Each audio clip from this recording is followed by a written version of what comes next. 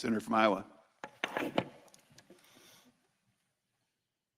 For my colleagues who are protectionists, I think that when it comes to the issue of trade, we need less of Peter Navarro and more of Adam Smith. I think the certainty that comes with trade policy will benefit our economy the most. Hopefully, we don't have a government shutdown this week.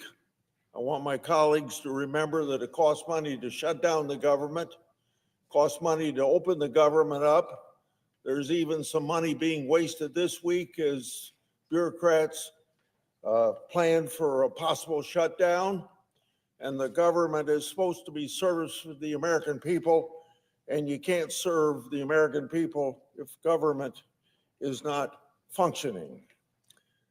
I would also like to address my colleagues to remind them of the genocide of the 1990s in the Western Balkan region of the world, and of the Dayton Peace Accords of 1995 that brought an end to that genocide.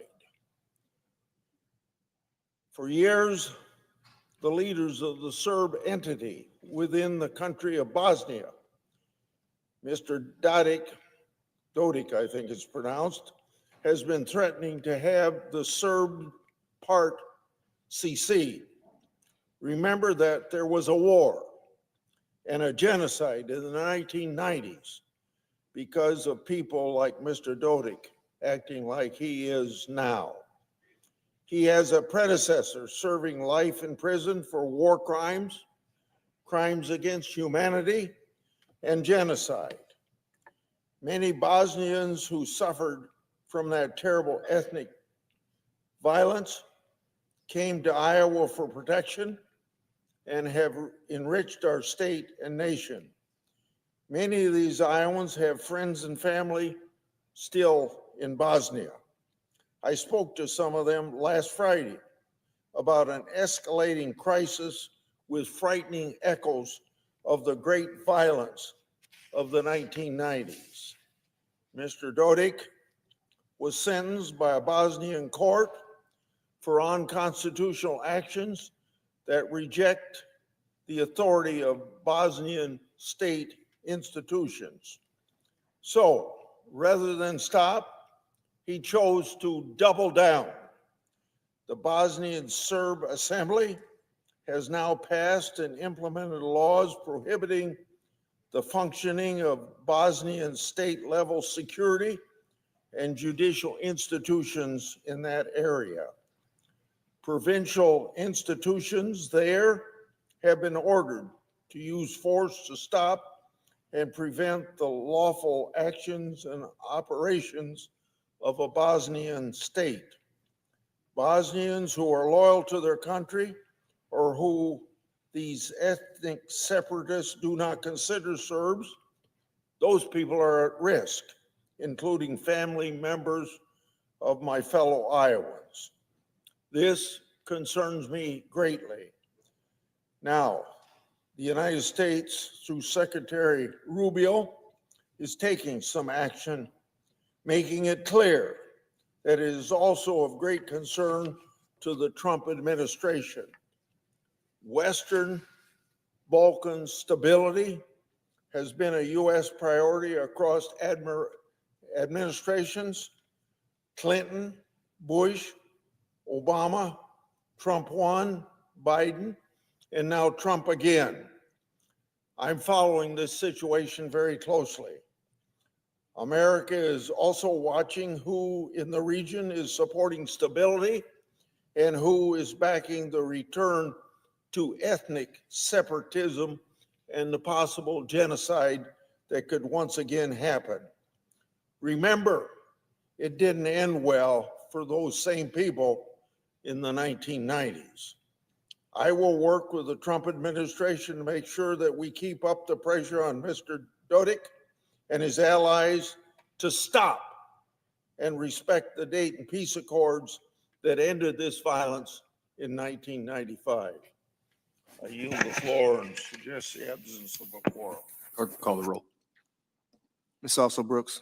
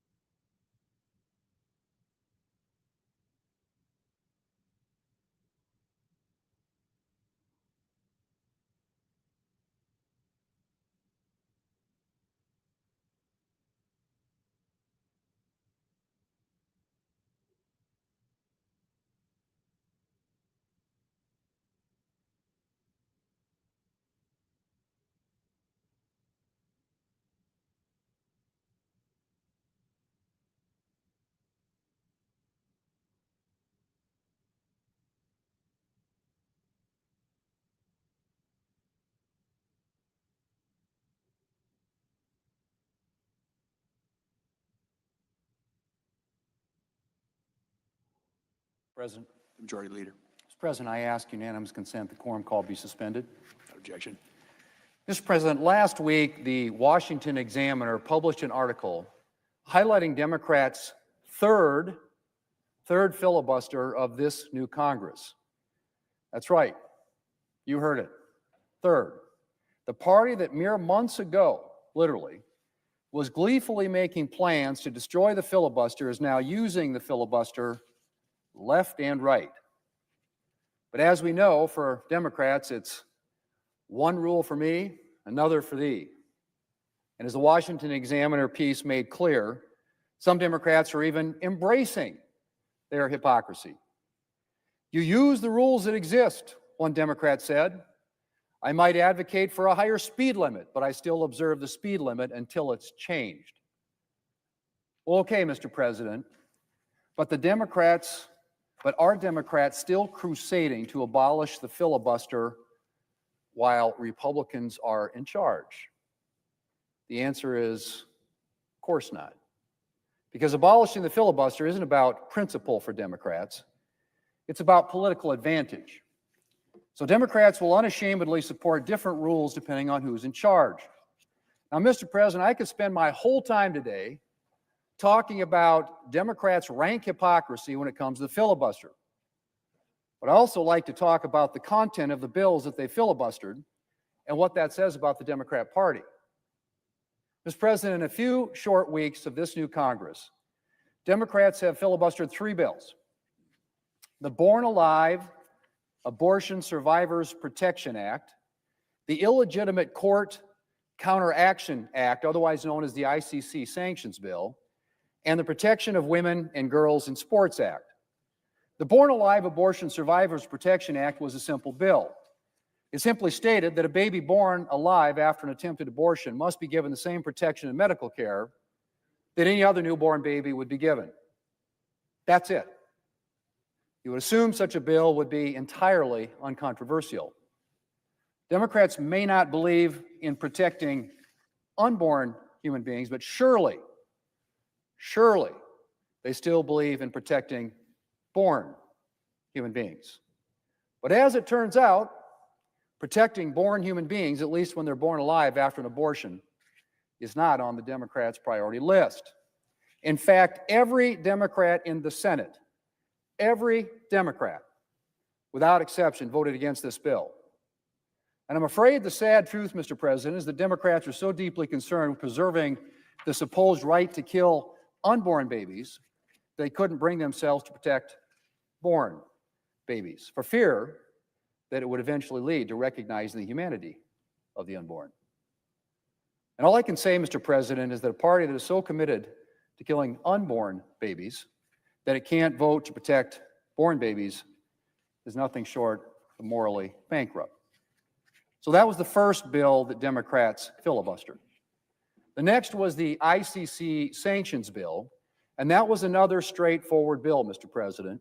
It would have sanctioned foreign individuals who are involved in international criminal court efforts to investigate, arrest, or prosecute U.S. citizens or citizens of U.S. allies that are not party to the ICC, or the International Criminal Court. The bill was a response to the ICC's decision to pursue warrants for Israeli officials. And it was also designed to protect Americans, and American soldiers in particular, who've been targeted by the ICC in the past. But once again, Senate Democrats, with one lone exception, found themselves incapable of taking a stand. Now, I'm not sure if it was anti-Israel animus, or if they were afraid of antagonizing the anti-Israel wing of their party, or if they're simply too beholden to big tech, which lodged some tenuous concerns about this legislation. But for whatever reason, Democrats filibustered the bill. And in doing so, they not only failed to rebuke the ICC for its illegitimate targeting of Israeli leaders, but they failed to protect U.S. citizens. Mr. President, the third bill the Democrats filibustered, and filibustered just this past week, I might add, was the Protection of Women and Girls in Sports Act. This legislation was designed to restore the original intent of Title IX, which is giving women equal opportunities in education by ensuring that women and girls only are permitted to play in women's sports at federally funded educational institutions. The bill, of course, is a response to the growing problem of women's sports being invaded by biological males. And I want to quote for you something from an August 2024, this is United Nations report. Just last August, report from the United Nations on violence against women and girls, and it noted, and I quote, "The replacement of the female sports category with a mixed sex category has resulted in an increasing number of female athletes losing opportunities, including medals, when competing against males. According to information received by March 30th of 2024, over 600 female athletes in more than 400 competitions have lost more than 890 medals in 29 different sports," end quote. Over 600 female athletes in more than 400 competitions have lost more than 890 medals in 29 different sports. That a quote, Mr. President, out of the United Nations report on violence against women and girls coming in August of last year. Mr. President, it's not even remotely fair. Girls should not be having to compete in races that are stacked against them. Women deserve their own athletic opportunities that are not taken away from them by biological males who have their own spaces in which to compete. But try explaining that to Democrats. Democrats like to portray themselves as leading the charge on women's issues. But not one Democrat, not one, could bring himself or herself to vote in support of women and girls. Biological males, not women, got Democrat support last Monday. Well, apparently, Democrats' commitment to equal opportunity for women only runs so deep and quickly falls by the wayside when the left demands adherence to some new ideology. Mr. President, the outcome of the 2024 presidential election was partially rebuke of far-left dogmas and ideologies. Apparently, Democrats have learned nothing from that electoral rebuke. Today, Mr. President, the supposed party of the little guy, the underdog, the disadvantaged, has become a party willing to sacrifice born human beings to abortion extremism and equality for women and girls on the altar of transgender ideology.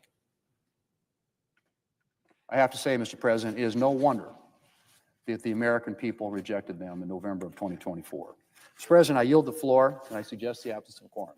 Clerk will call the roll. Ms. Also Brooks.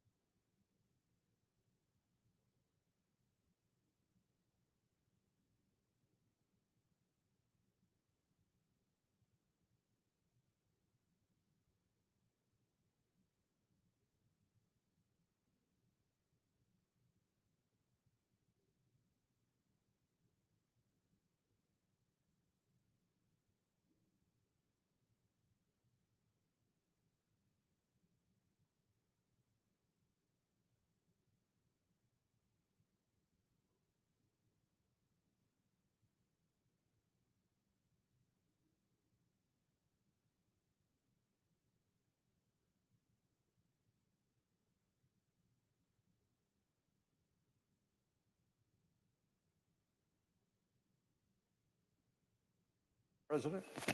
The senator from Texas. Madam President, are we in a quorum call? We are, I'd ask consent that the quorum call be dispensed with. without objection.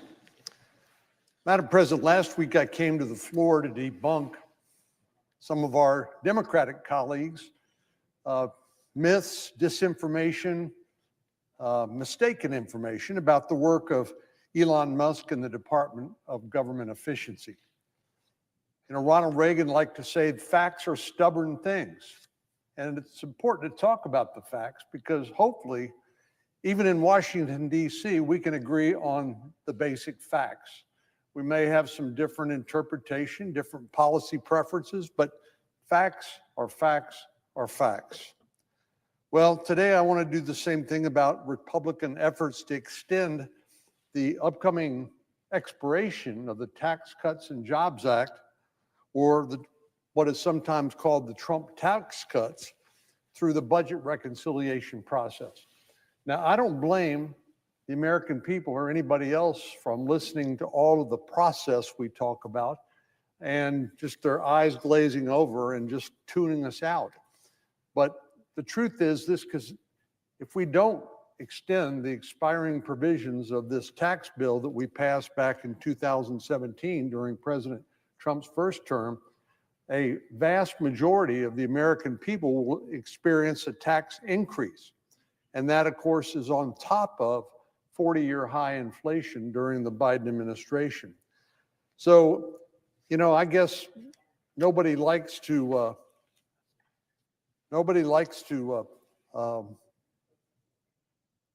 talk about taxes because on one hand, people say, well, that's, you know, people need to keep more of their hard-earned money.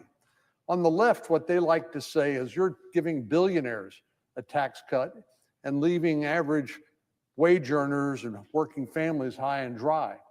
And the truth is, the Tax Cuts and Jobs Act bill that we passed in 2017, the individual rates that will expire at the end of this year, if we don't continue the current policy using the budget reconciliation process, 62% of American taxpayers will experience a tax increase.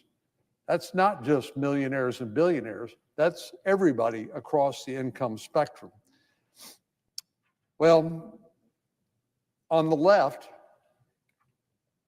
our Democratic colleagues, some of them have been claiming that extending these tax cut provisions, as I said, will benefit the very rich at the expense of the rest of us. Our colleague from Massachusetts, Senator Markey, said, quote, instead of fighting for working people, Trump is selling them out to give billionaires tax breaks. There they go again. And to no surprise, our colleague from Vermont, Senator Sanders, accused President Trump and Elon Musk of being oligarchs. Oligarchs. He went on to say, and I quote, the oligarchs, that's the very rich people who've accumulated massive wealth primarily in Russia and in Europe. But he said the oligarchs with their tremendous resources are waging a war on working class of this country. The needs, the concerns, the ideas, the dreams of ordinary people are simply an impediment to what they, the oligarchs, are entitled to. Well, this accusation, if true, would be serious, but it's not true. Representative Neal from Massachusetts on the other side of the Capitol went so far as to describe the Trump tax cuts as reverse Robin Hood scam. And the list goes on and on and on and on. It's almost as if there is a concerted or orchestrated effort to use disinformation and propaganda to try to prejudice the American people against what it is we need to do in order to avoid this huge tax increase on the vast majority of Americans. But let's set aside for a moment the fact that President Trump won this last election, promising to do what? Well, to extend the tax cuts that passed in 2017. We know before COVID hit, our economy was hitting on all cylinders. All cohorts of the population, African Americans, Hispanics, everyday working Americans were experiencing record high levels of employment, and the economy was the best it's been in my lifetime. Well, we know what happened these last 4 years. We know that Biden economics, or Bidenomics as they like to call it, I don't know why in the world President Biden embraced the name Biden economics, because it was associated with just so much misery and pain and a reduced standard of living by average working class families across the country. But we know that inflation, again, the 40-year high inflation that we have experienced in the last few years, has a disproportionate effect on low-income families. Now, that's no surprise, because your purchasing power, if you're on a fixed income or if you're just getting by paycheck to paycheck, the more inflation goes up, the more everything you buy costs. And households across the spectrum are affected. We've seen that with our own eyes. And in fact, I believe that was one of the reasons President Trump was reelected in 2024. Well, when you spend a higher percentage of your paycheck on necessities, you have less of a cushion as prices increase. It's just common sense. Now, to add insult to injury, what did our Democratic colleagues do when they were in the majority in response to this massive inflation, which was the direct result of their policies? Well, they poured gasoline on the fire of inflation by using reconciliation to pass something called the Inflation Reduction Act. Well, hold that thought for a minute, because the Inflation Reduction Act, even at the time it passed, was evaluated and calculated not to reduce inflation. So again, this is deception, really, at the outset, claiming that this Inflation Reduction Act maybe would have a negative impact on inflation. But President Biden himself later admitted it, quote, has less to do with reducing inflation, close quote. That's what President Biden said, and was full of even more spending. Well, Milton Friedman, the Nobel Prize-winning economist, would say the main cause of inflation is too much spending. You flood the economy with more dollars, and naturally, the price of everything tends to go up. And you don't need a PhD economist like Dr. Larry Summers, who was probably the most prominent Democratic economist in our country, to tell anyone, and especially not the President of the United States, that the answer to runaway inflation is not more government spending. But that's exactly what the Inflation Reduction Act did. But that's not all. Not only did the Inflation Reduction Act do nothing for inflation, it actually did what Democrats have wrongly accused Republicans of doing. It benefited high earners at the expense of ordinary Americans. You don't have to take my word for it, just look at the data, look at the facts. By some estimates, the Inflation Reduction Act's electric vehicle and charging infrastructure provisions are projected to cost $180 billion over the next decade. The average cost of an electric vehicle is nearly $7,000 more than an internal combustion engine in 2023. So most working class families, rather than pay $7,000 more for an electric vehicle, assuming they wanted an electric vehicle, have opted for the lower price internal combustion engine